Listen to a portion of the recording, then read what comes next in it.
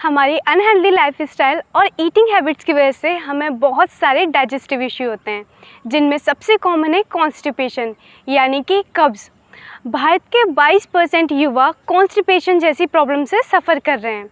नमस्कारम, मैं अंजलि आज आपको बताऊंगी कि कैसे आप अपनी कॉन्स्टिपेशन को नेचुरली ठीक कर सकते हैं, बस अपनी कुछ ईटिंग हैबिट्स को सही करने की वजह से।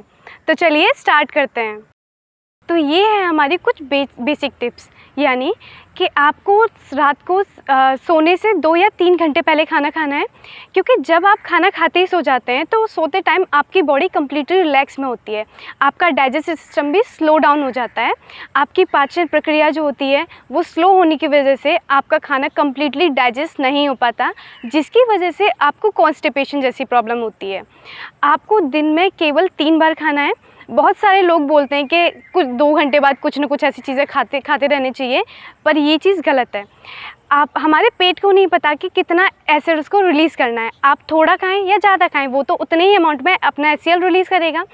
जब आप थोड़ा थोड़ा खाते हैं तो आपके पेट में HCl की जो मात्रा होती है वो बढ़ जाती है, जिसकी वजह से आपको एसिडिटी और कॉन्स्टिपेशन जैसी प्रॉब्लम्स होती हैं।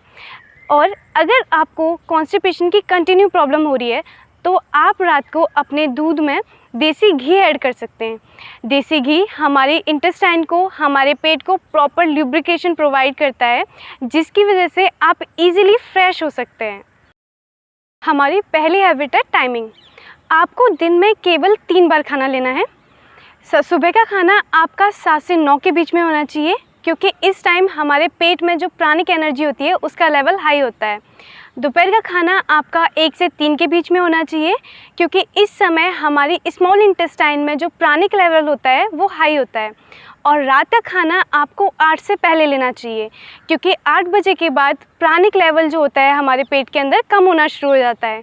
और अगर आप रात को 8 बजे के बाद खाना लेते हैं तो आपका खाना अच्छी तरीके से डाइजेस्ट नहीं होता और आपको कॉन्स्टिपेशन यानी कब्ज़ जैसी मामूली प्रॉब्लम होती है।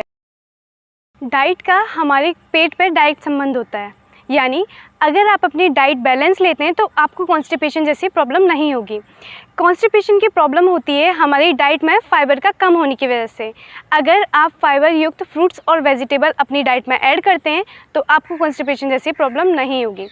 फ्रूट्स होते हैं हमारे आम, संतरा, अमरूद, रसबेरीज, स्ट्रॉबेरीज। वेजिटेबल्स होती हैं हमारे आलू, ब्रोकोली। ड्राई फ्रूट्स ऐड कर सकते हैं अंजीर, मुनक्का, बादाम। आपको जितने भी ड्राई फ्रूट्स होते हैं उनको भिगो के लेना होता है। आप जितने भी अनाज होते हैं, अनाज बहुत अच्छा सोर्स होते हैं फाइबर के, तो आप अनाज को अंकुरित करके खा सकते हैं, चने, दाल, गेहूँ। और आप अपनी डाइट में घी ऐड कर सकते हैं। गाय का घी भी बहुत अच्छा होता है कॉन्स्टिपेशन से निजात पाने के लिए। हमारा ये पॉइंट है पोजीशन, यानी कि आपको किस स्थिति में बैठ के अपना भोजन ग्रहण करना चाहिए। तो भोजन ग्रहण करने के लिए सबसे अच्छी स्थिति मानी जाती है आपको अपने पैरों को क्रॉस लेग में बैठना है, यानी कि पद्मासन या सुखासन। आपको अपना भोजन हमेशा ज़मीन पर बैठ के ग्रहण करना चाहिए। जब आप क्रॉस लेगिंग पोस्चर में बैठते हैं तो आपकी नसों पर दबाव पड़ता है। जब आपकी नसों पर दबाव पड़ता है तो वहाँ की ऊर्जा फ्लो होके आपके पेट की तरफ जाती है। जब आपके पेट में ऊर्जा का संचार बढ़ता है तो आपका खाना ठीक से डाइजेस्ट होता है। दूसरा, जब भी आप भोजन ग्रहण करें तो आपको भोजन लेने से पहले अपने भोजन को ईश्वर को धन्यवाद करना है, दोनों हाथ जोड़ने हैं और ईश्वर को धन्यवाद देना है कि ये भोजन देने के लिए आपका धन्यवाद। इससे हाथ जोड़ने के पीछे का रीज़न ये होता है कि हमारे हाथों में कुछ मम पॉइंट्स होते हैं। जब हाथ जोड़ते हैं तो वो आपस में प्रेस होते हैं, यानी कि वो आपस में दबते हैं, और जब उन पर दबाव पड़ता है तो हमारा माइंड कूल एंड काम होता है, यानी कि मन स्थिर और शांत होता है। और जब स्थिर और शांत मन से किया हुआ भोजन अच्छी तरीके से डाइजेस्ट होता है, हमारे शरीर को पूरी तरीके से न्यूट्रिशन प्रोवाइड करता है और डाइजेस्ट होता है। इससे आपको कॉन्स्टिपेशन नहीं होगा और आपकी बॉडी को प्रॉपर न्यूट्रिशन मिलेगा।